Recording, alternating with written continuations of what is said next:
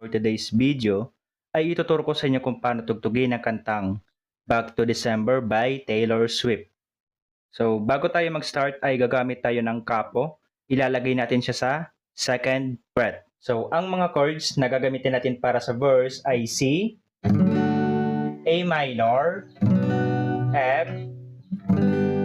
Yung easy version ng F ay ganito lang. Next ay C na may asterisk. And last ay G na may asterisk.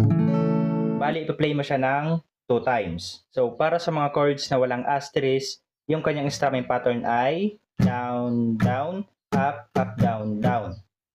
At para naman sa mga chords na may asterisk, yung kanyang strumming pattern ay down, down, down, up. Kaya ngayon, play natin yung verse 1. I'm so glad you're inside to see me.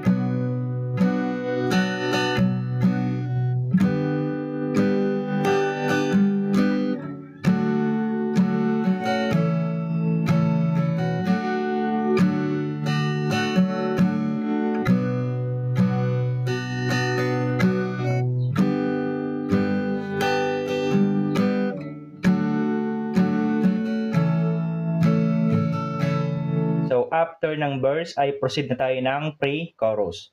So, ang mga chords na gagamitin natin dito ay A minor na may asterisk, G na may asterisk, C na may asterisk, F na may asterisk, A minor na may asterisk, G na may asterisk, at F.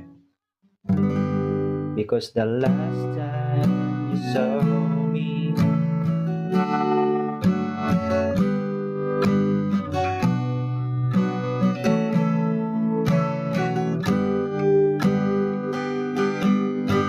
proceed na tayo ng chorus. So, ang mga chords na gagamitin natin para sa chorus ay C, E minor, F, C na may asterisk, G na may asterisk.